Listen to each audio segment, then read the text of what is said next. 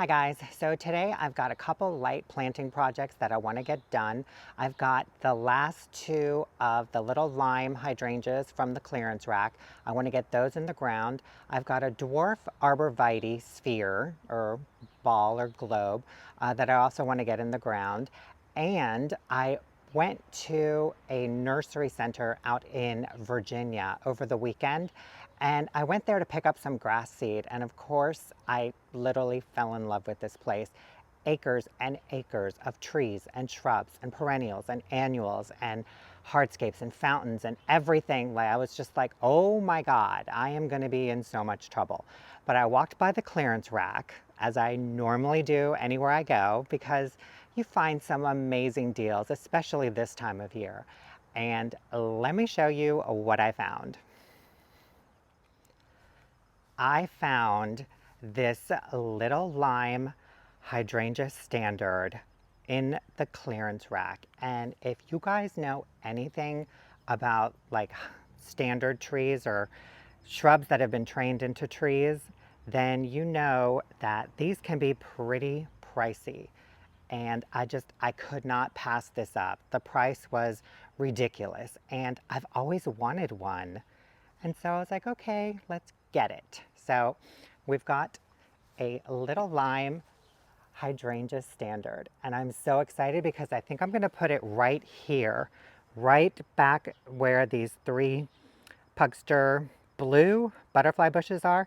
I'm just going to put it right back in there because they do get 3 to 5 feet tall and wide, but it's got more than enough room by the fence post, and I don't think it's going to interfere with the fence or anything, but this is where it's going in, and we're going to plant this up today too. But let me show you what we're going to be doing today. So we are standing in the center of the backyard, and the light is very wonky right now because that morning dappled light just cuts through everything. But I am going to be planting the two little lime hydrangeas right here, and then this is the arborvitae that I picked up and I want to get in the ground. Golden Globe arborvitae. And it's kind of got that chartreusey green yellow, which I think is just going to be so cute here. And let's see, it gets 30 inches tall and wide. So this will be just a cute little evergreen ball right here. I didn't want to put anything big around here because I don't want to plant anything that gets too big right under a tree. And the little limes get 3 to 5 feet tall and wide, so they'll fill up this area here and here, but they're deciduous. So in the fall and the winter, we'll still be able to see some of the fence, and we like to chat with our neighbors. But check this out. So this one is putting on its fall color. It's pretty much turning yellow and dropping its leaves, while this one is still nice and green, and it's just starting to turn yellow. But they've both gotten the same amount of sun, same amount of water. But this one is just way ahead of the game. So I'm hoping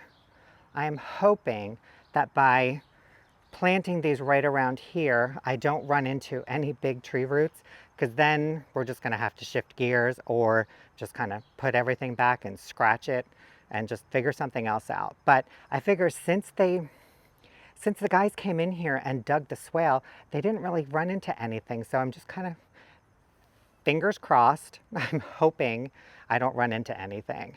So I'm going to be using the 9-inch power planter auger. I've got some land and sea compost, starter fertilizer, my kneeling pad, my gloves, and I've got a big huge bucket over here because I'm going to do the same thing that we did for all of these trees and the arborvitae hedge over here. And we're digging right in, we're planting right in the grass. We're not going to, build up anything. So I'm going to come in and just kind of remove the grass, and then aug the holes, plant the plants, and we'll be good to go. I've also got some white wands Veronica in the front that I may pop in kind of just here and there in the butterfly garden and just kind of get them in the ground, because I checked the weather and we're supposed to warm up this weekend, but then the beginning of next week we dip down into like the 50s, and at night I think by the end of next week we're at like 31, which is the beginning of November. So I think so.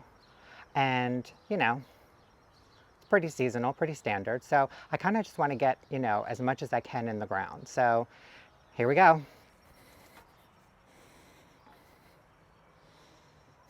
I forgot my shovels.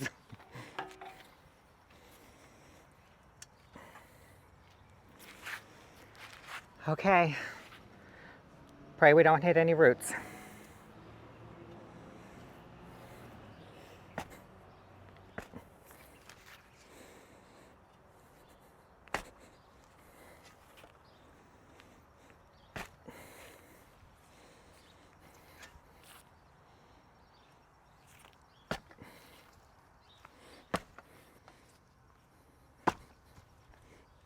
Ow. Word of warning, watch out for low-hanging branches.